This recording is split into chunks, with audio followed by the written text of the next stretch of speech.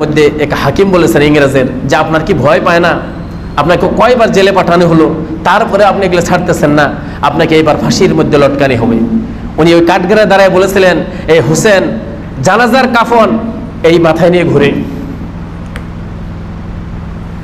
হুসেন আহমদ মদির রহমতুল্লাহ কথা বলেছেন। নাগরিক আমাদের এই ভারতবর্ষের খুব লম্বা ইতিহাস। এই ভারতবর্ষে আমাদের মুসলমানরাও 900 বছর রাজত্ব করেছেন। তারপরে কিছু বছর 100 বছরের মতো ইংরেজরা রাজত্ব করেছেন। তারপরে ভারত স্বাধীন হয়েছেন। এই আমাদের যে চলিত মাস 15 আগস্ট, এই আগস্ট মাসের 15 তারিখে হয়তো ফেব্রুয়ারি 1947 সনের ফেব্রুয়ারি মাসে 20 তারিখে ইংরেজদের থেকে ডিক্লার দেওয়া হয়। আর 1947 সনের 15 আগস্টের দিন ঘোষণা করা হয় ভারতবর্ষ স্বাধীন হিসাবে। অ্যাকচুয়ালি আমাদের এক একটা বস্তুর জ্ঞান থাকা, স্টাডি থাকা আমাদের প্রয়োজন। কারণ আজকের ডেটে ভারতবর্ষে মুসলমানদেরকে ভাড়াটিয়া হিসাবে, অর্থাৎ পাকিস্তানি বলে, বাংলাদেশি বলে নেগলিজেন্সি করা হয়।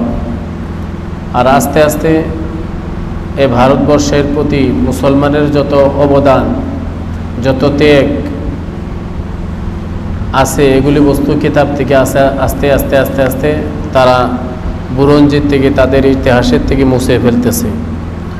এজন্যেই আমাদের আগন্তুক আনেওয়ালা ছেলে মেয়েদের জন্যে এটা তাদেরকে কমসে কম ব্রেনে ঢোকায় দেওয়া, তাদের জানা থাকা প্রয়োজন যে ভারতবর্ষের মধ্যে আমাদের মুসলমানের কতটুকু অবদান রয়েছে ভারত স্বাধীন করার উপলক্ষে, এবং কি তার বদৌলতে আমরা কি কি পেয়েছি আর কিভাবে স্বাধীন হলো।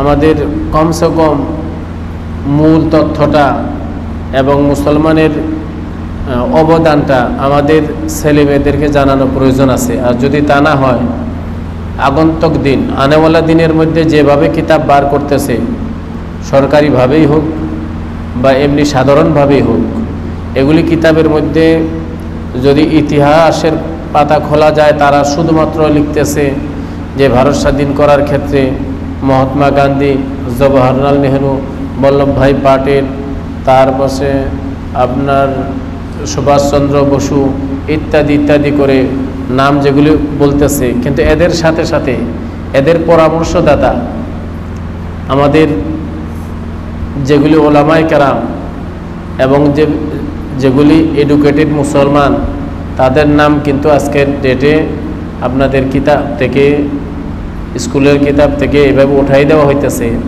যাতে এই জন্যে করতেছে, ভাবতেছে এগুলো উঠাই দেওয়ার পরে মুসলমানরা পরবর্তীতে ভাববো অ্যাকচুয়ালি ভারতবর্ষে তাদের কোনো অবদান নাই, তারা ভাড়াটিয়া। এই ধরনের ভাবার জন্যে কিন্তু, আর এই ধরনের প্র্যাকটিক্যালি করার জন্যে তারা উঠা পড়া লাগছে। তো যার জন্যে এই মাসের 15 তারিখে, বৃহস্পতিবার পরে আগস্টের 15 তারিখ আমাদের 79তম স্বাধীনতা দিবস আসতেছে আগামী বৃহস্পতিবার। আমি বলবো যে এই বৃহস্পতিবারে আমরা আমাদের এক একটা অনুষ্ঠান, স্কুল, কলেজ, মক্তব, মাদ্রাসা, সব জায়গার মধ্যেই আমরা জাতীয় পতাকা উত্তোলন করব। উত্তোলন করার পরে জাতীয় পতাকা আমরা উত্তোলন করে আমাদের ছেলে মেয়েদেরকে, আমাদের এলাকার বাচ্চাদেরকে ডেকে এই পতাকার মর্যাদা কি, এই পতাকা কিভাবে আমরা উত্তোলন করার জন্য সক্ষম হলাম, ইংরেজের পতাকা কিভাবে আমরা শেষ করে দিলাম, এগুলি কিছু ইতিহাস আমাদের বলার প্রয়োজন আছে। যাই হোক, যে সময় আমাদের ইসলামিক শাসন ছিল, মুসলমানের দেশ ছিল, ওই সময় ইংরেজ 1400 সালে ইংরেজ আসিয়া ঢুকে 1400 সনে। ঢোকার পরে আস্তে আস্তে আস্তে তারা আসেন বিজনেসের লাইনে। এসে ঢোকার পরে এইভাবে একদিন, 2 দিন, 3 দিন, 4 দিন করতে করতে বিজনেস করতে আস্তে আস্তে তারা কী করে ভারতের জমি দখল করা তারা শুরু করে। আর ভারতের যেগুলা দামি দামি বস্তু আছে তারা এই দেশ থেকে নিজের দেশে নেওয়া শুরু করে। শুধুমাত্র তাই না, যে সময় মানুষদের উপরে অত্যাচার করাও শুরু করে দিল, তখন 1400 সন থেকে 1757 পর্যন্ত চুপ থাকে। 1757-এর মধ্যে যে সময় শেখ ওলিউল্লাহ মুহাদ্দিস দেহলি রহমতুল্লাহ আলাইহির সুযোগ্য সন্তান শাহ ইসমাইল শহীদ উনি ইংরেজের লড়াই শহীদ হয়েছেন, যার জন্য শহীদ বলা হয়।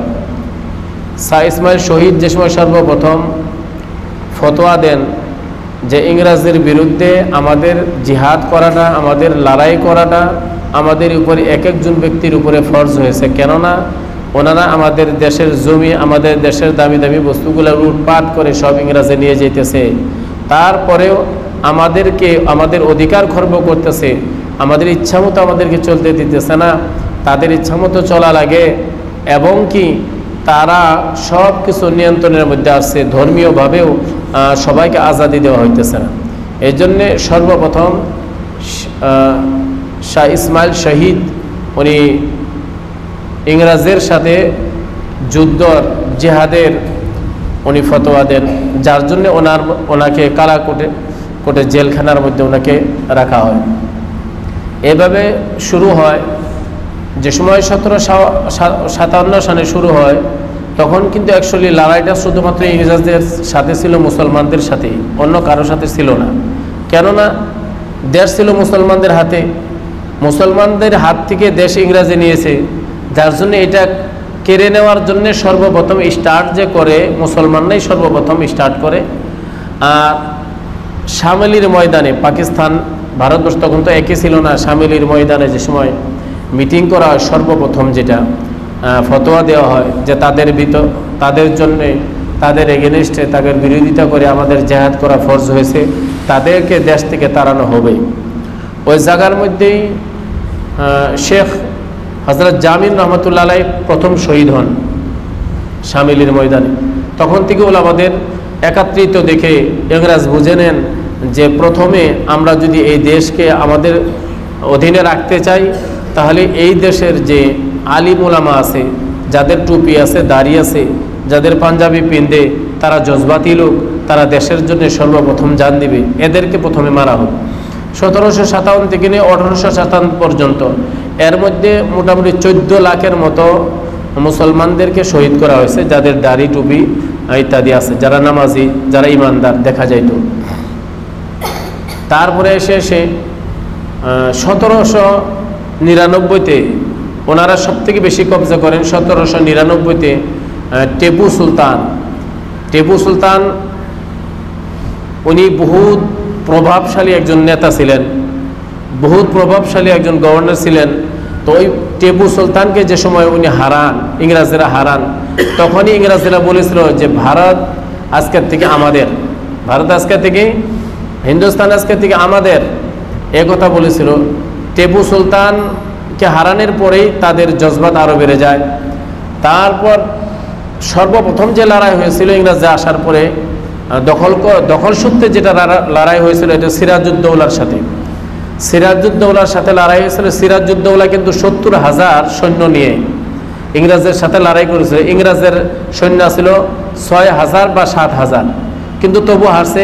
মির্জাফর গাদ্দারি করেছিলেন, সব উল্টা করেছিলেন, যার জন্যে সিরাজউদ্দৌলা ওই যুদ্ধতে হারার পরের থেকেই ইংরেজ সবল হয়, আর এক একটা জায়গা দখল করা শুরু করে।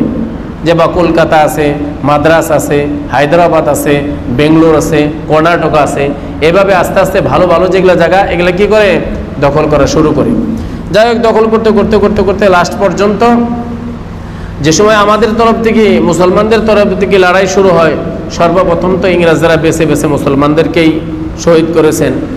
অবশেষে 1919 সনে ভারতবর্ষে কংগ্রেসের একটা দল গঠন করে, আমাদের মুসলমানদের সর্ববৃহৎ দল গঠন করা জমিয়ত উলামায়ে হিন্দ। 1919 সনে।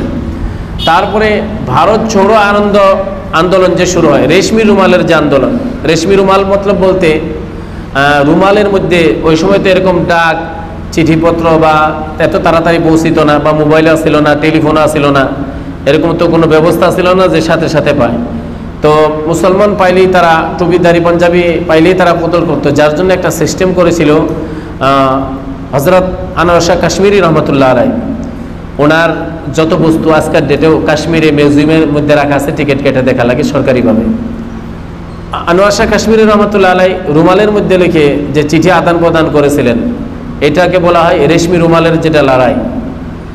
তো তারপরের থেকে নানান ছলে বলে কৌশলে মুসলমানরা লড়াই শুরু করার পরে 1757 থেকে শুরু হয় 1857 পর্যন্ত 100 বছর। এর মধ্যে মানুষের আপনার তাদের সাথে না পারার জন্য, হারার জন্য পরবর্তীতে সমস্ত মানুষ একত্রিত হয়ে কংগ্রেসের নেতৃত্বে এবং কি জমিয়াত উলামায়ে হিন্দ মুসলমানের ও রাজনৈতিক সংগঠন এর নেতৃত্বে দিয়ে আলোচনা শুরু হয়।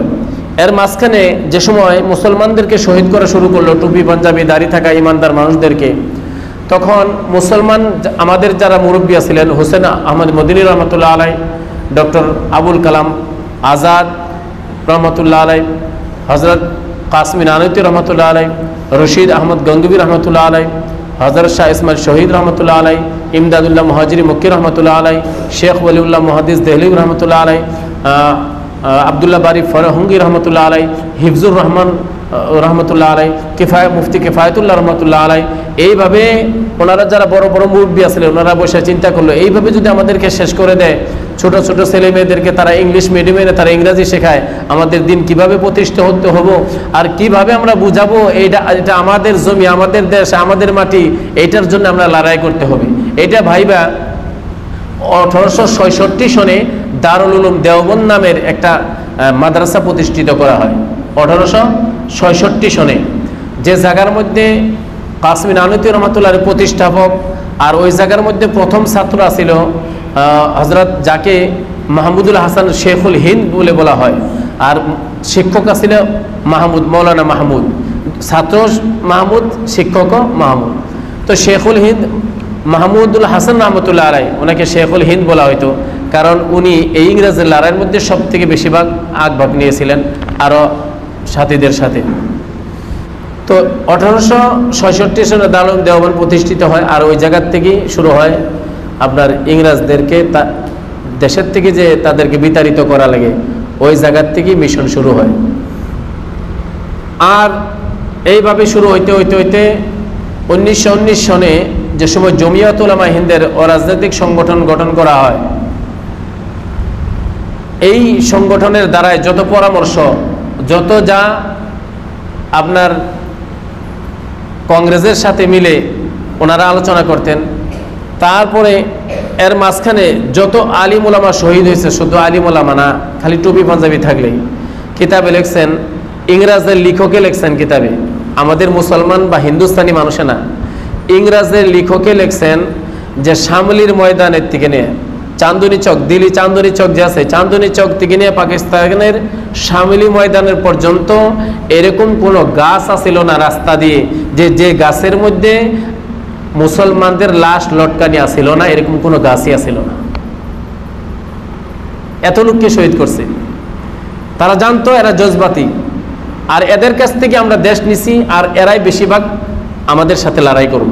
এই জন্য তারা এইভাবে মানুষকে গাছের মধ্যে, হাতির মধ্যে উঠাইতো, রশি দিয়ে গলার মধ্যে লাগায় গাছের মধ্যে লটকে হাতিটা তল থেকে নিয়ে সরে যেত। এইভাবে চান্দনী চক থেকে নিয়ে শামলির ময়দান পর্যন্ত মুসলমানদেরকে শহীদ করা হয়েছে। তারিখ, হিন্দুস্তান কি তারিখ কিতাব আছে, একটা কিতাবের মধ্যে লিখেছেন যে একজন মানুষ যদি মারা যেত একটা এলাকায়, একটা গাঁয়ে, এটা কিন্তু 1919 সনের আগের কথা। 1919 সনের থেকে তো হিন্দু, মুসলিম, শিখ, ইসাই, বৌদ্ধ সবাই মিলে আমাদের ভারত আজাদের কি যেটা লড়াই শুরু হয়, কিন্তু এর আগের যেটা ইতিহাস 1757 থেকে নিয়ে 1857 পর্যন্ত, এর মাঝখানে এরকম অবস্থা হয়েছিল।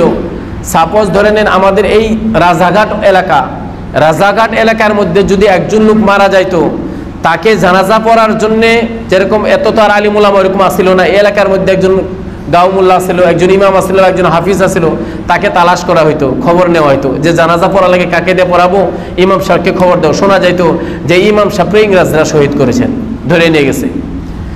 এই মৃত্যুকে কাঁধে নিয়ে মানুষের তালাশ করে এই সাফারগুড়ি গ্রামে যেত, যে শুনছিলাম ওই জায়গায় ইমাম আছে, হাফিজ সাহেব আছে, ওনাকে দিয়ে জানাজা করায়। সেই জায়গার যাওয়ার পরেও শুনতো যে এই জায়গার মধ্যে ওই আলিমকে শহীদ করা হয়েছে, ইংরেজরা শহীদ করছে। তাহলে চিন্তা করে দেখেন, এরকম অবস্থা হয়েছিল যে জানাজার সমাধা করার জন্য একজন আলিম, একজন হাফিজ পাওয়া যেত না, ইংরেজরা এইভাবে মুসলমানদেরকে শহীদ করেছে। এরপরে যেটা জালিয়ানওয়ালা বাগ, এর মধ্যে তো শুধুমাত্র মুসলমান। এরপরে যেগুলো মিটিং দেওয়া হয়, এই মিটিংয়ের মধ্যে একত্রিত হওয়ার জন্য, যেরকম লকডাউনের মধ্যে আমাদের অবস্থা হয়েছিল, তার একটা মেসাল এটা ধরে নেন। লকডাউনের মধ্যে সরকার থেকে 144 জারি করছিল, 2 জন মানুষ একত্রিত দেখা যায় না, রাস্তাতে কেউ যায় না, কোনো মানুষ নাই, এরকম অবস্থা হয়েছিল না নাকি? এটা প্র্যাকটিক্যালি আমরা দেখছি। সেম এরকম কারফিউ যে সময় দেওয়া হয়, একজন মানুষও ঘর থেকে বের হয় না, 2-3 জন মানুষ একত্রিত হতে পারে না, একত্রিত হলেই গুইলায়। সেই সময়ের মধ্যে জালিয়ানওয়ালা বাগের মিটিং কায়েম করেছিলেন। এই মিটিংয়ের মধ্যে শত শত মানুষকে গুলে ওই জায়গার মধ্যে মারছে, ডাইরেক্ট গুলি করছেন, ডাইরেক্ট গুলি করছেন।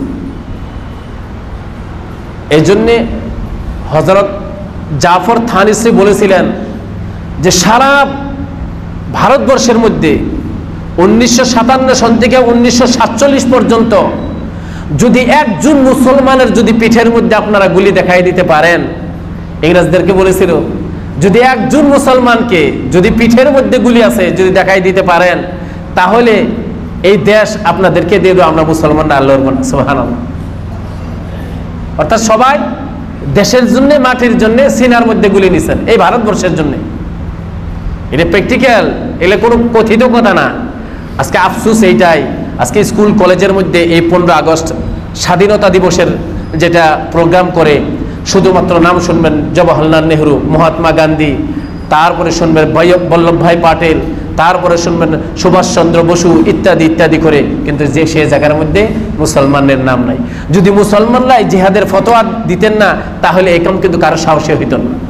মহাত্মা গান্ধী, এটা বদনামের কথা না, উনি নরমপন্থী লোক ছিলেন, এটা তাদেরও কথা, নরমপন্থী লোক। আজকে মহাত্মা গান্ধী, ওনার নাম আসল নাম হলো মোহনদাস করমচাঁদ গান্ধী। ওনার নাম কি? মোহনদাস করমচাঁদ গান্ধী। মহাত্মা গান্ধী ওনাদের কোনো হিন্দু, বৌদ্ধ, খ্রিস্টান, ইসাই কেউ ওনার নাম থন নাই। ওনার নাম যদি মহাত্মা যদি থুয়েছেন, তাহলে এই আমাদের মতো আলিম উলামাই ওনাকে নাম থুয়েছেন। 1919 সনেই জমিয়ত গঠন করার পরে, জালিয়ানওয়ালা বাগের পরেই মিটিং কায়েম করা হয় মুম্বাইতে মিটিং কায়েম করা হয়েছিল জমিয়ত উলামা হিন্দের তরফ থেকে। সেই মিটিংয়ের মধ্যে কোনো লোক আসে নাই। হালাকি ভ্রাতৃত্ব বন্ধনের জন্য সমস্ত ধর্মীয়ভাবে সবাইকে ডাকা হয়েছিল, একত্রিতের জন্য, একটা মশওয়ারার জন্য, চিন্তাধারার জন্য একটা মিটিং কায়েম করা হয়েছিল মুম্বাইতে। সেই মিটিংয়ের মধ্যে সমস্ত আলিম উলামারা ছিল, যারা বেঁচে আসছিল, সবাই উপস্থিত হয়। আর সেই জায়গার মধ্যে কোনো জওহরলাল নেহরু, কোনো ধরনের সুভাষচন্দ্র বসু কেউ হাজির হন নাই, বল্লভভাই পাটেল কেউ হাজির হন নাই। একমাত্র সেই জায়গায় হাজির হয়েছিলেন একটা লাঠি নিয়ে মোহনদাস করমচাঁদ গান্ধী উপস্থিত হয়েছিলেন। সেই জায়গার ওনার উপস্থিতি দেখে জমিয়ত উলামা হিন্দের নেতৃত্ব লোক যারা ছিলেন, তারা এত খুশি হয়েছিলেন। সেই মিটিংয়ের মধ্যে শেখুল হিন্দ মাহমুদুল হাসান রহমতুল্লাহ আলাই, আব্দুল্লাহ বারি ফরহঙ্গি লখনবী রহমতুল্লাহ আলাই, আব্দুল্লাহ বারি ফরহঙ্গি উনি লখনৌর লোক ছিলেন, উনি আর মাহমুদুল হাসান ওনারা বলেছিলেন, आप तो मोहनदास करमचंद गांधी नहीं है, आपके अंदर तो महात्मा है, इसलिए कि इस मजलिस में, इस जलसे में पूरी हिंदुस्तान से सिर्फ आप अकेले आए हैं, इसलिए आज से आप मोहनदास करमचंद गांधी नहीं है, आप तो महात्मा गांधी है। आज के থেকে আপনি মোহনদাস করমচাঁদ গান্ধী না, আপনার তো মহাত্মা, আপনার আত্মাটা, আপনার কলিজাটা বহুত বড়। কেননা এই মিটিং এর মধ্যে আর দ্বিতীয় কেউ আসেন নাই, শুধুমাত্র আপনি একাই আসছেন, যার জন্য আজকের থেকে আপনি মোহনদাস করমচাঁদ গান্ধী না, আপনি হলেন মহাত্মা গান্ধী। ওই দিন থেকে আমাদের বুজুর্গানে দিনেরা, ওলামায়ে কেরামরা এই মোহনদাস করমচাঁদ গান্ধীকে উপাধি দিয়েছেন, নাম দিয়েছেন মহাত্মা গান্ধী। এগুলা আমাদের অবদান মুসলমানদের। কিন্তু আফসোস, আজকে আমাদেরকে বাংলাদেশি বলা হয়, পাকিস্তানি বলা হয়, ভারতীয় বলা হয়।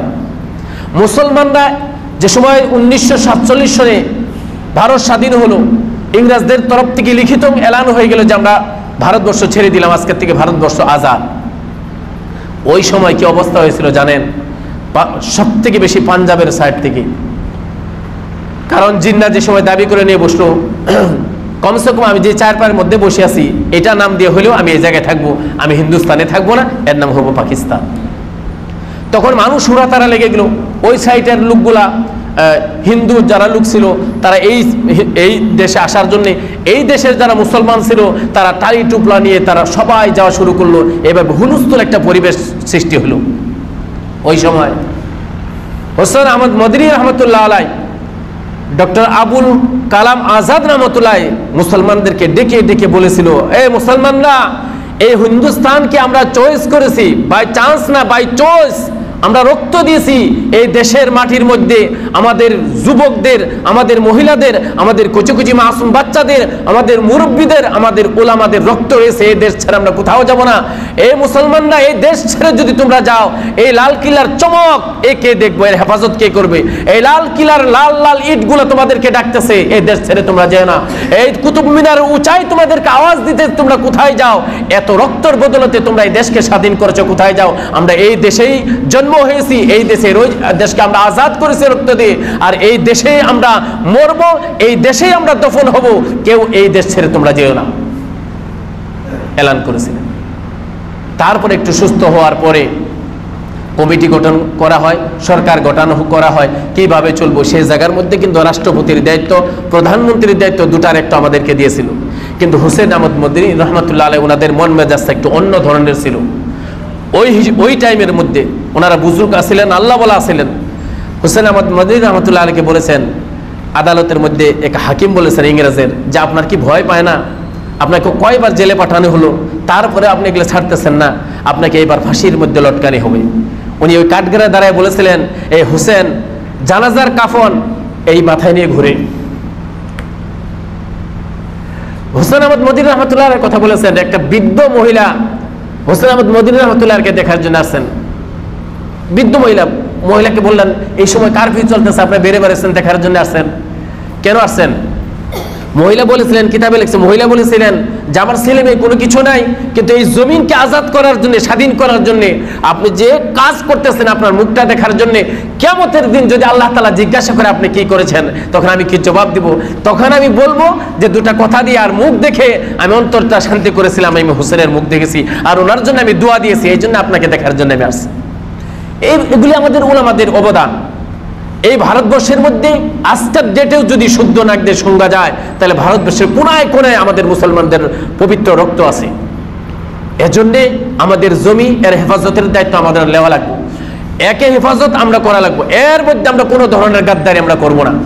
কিন্তু আমাদেরকে বানানো হইতেছে গাদ্দার, আমাদেরকে বানানো হইতেছে বাংলাদেশি, আমাদেরকে বানানো হইতেছে পাকিস্তানি, আমাদেরকে ইতিহাসের পাতার থেকে মুছে দেওয়া হইতেছে।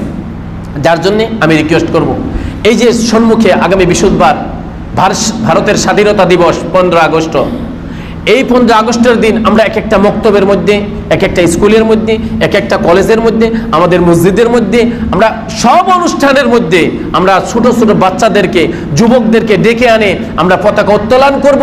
আর এই পতাকার মাহাত্ম্য কি, এই পতাকা আমরা কত রক্তর বদলতে আমরা পতাকা পেয়েছি, এই কথাটা তাদের ব্রেনে আমরা ঢুকাই দেবো। আর যদি না ঢুকাই, একদিন দুই দিন করতে করতে তাদেরকে যেসব বলবো তোমরা বাংলাদেশি, তারা মেনে নিব, তারা মেনে নিব, ভাববো আমাদের কোনো অবদান নাই। কেউ যদি বলে তুমি পাকিস্তানি, তার মেনে নিব, কারণ কি তারা ইতিহাস জানবো না। এর জন্য এই ইতিহাসগুলো মুছে দেওয়ার জন্য উঠে পড়ে লেগেছে লোক, উঠে পড়ে লেগেছে। যার জন্য এগুলো ইতিহাস আমরা কিছু কিছু আমরা বলে দিব, আমরা জানাই দিব। এই জন্যে আমাদের এই 15 আগস্ট আমরা খুব সুন্দর করে, খুব জাঁকজমক করে আমরা বানাবো, আর ইতিহাসগুলো তাদের সম্মুখে আমরা ডেঙে ধরবো, যাতে এক এক বাচ্চা এই হিন্দুস্তানের মাটির মোহাব্বত নিয়ে বেঁচে থাকে। আর এই হিন্দুস্তানি বলে মানে দাবি করে মোহাব্বত নিয়ে এই জায়গা জমিনের মধ্যে মজবুত হয়ে একটা সৈনিক হিসাবে সে থাকতে পারে। এই জন্য আমাদের তাদেরকে ইতিহাস বলার প্রয়োজন আছে, এই জন্য প্রয়োজন আছে। ভাই মহতরম দোস্ত বুজুর্গ, আমি সবাইকে বলি যে দেখেন, যে জাতির ইতিহাস নাই সে জাতির কোনো অস্তিত্ব নাই, সে জাতির কোনো অস্তিত্ব নাই। আজকের ডেটেও ভারতবর্ষে যদি কোটি কোটি টাকা কামাই হইতেছে ওই লাল কিল্লার দ্বারাই, আপনি যাই দেখেন যদি কোটি কোটি টাকা কামাই হইতেছে সে তাজমহলের দ্বারায়, মানে লাখ লাখ মানুষ মিনিটের মধ্যে যাইতেছে আইতেছে, আর এক একের ঢোকানের পয়সা হলে 50 টাকা, 100 টাকা, 200 টাকা মিউজিয়ামের। কার বানানি এগুলি? এগুলি কার বানানি গো? তাজমহল কে বানাইছে? কোন অন্য কেউ বানাইছে? লাল কিল্লা কে বানাইছে? কুতুব মিনার কে বানাইছে? আপনার তারপরে যেগুলি মিউজিয়াম আছে, যেগুলি বাগিচা আছে, যেগুলো গার্ডেন আছে বড় বড়, সব তো আমাদের মুসলমানদের বানানি। কিন্তু এগুলা যদি আমরা না বুঝাই, আমাদের ছেলে মেয়েদেরকে যদি ইতিহাস না বলে দেই, আগন্তুক দিন এগুলো থাকবো না, সব বদলে যাব। এই জন্যে আমাদের ওলামারা এত কষ্ট করে ভারতবর্ষ স্বাধীন করেছেন। আজকে যদি আমরা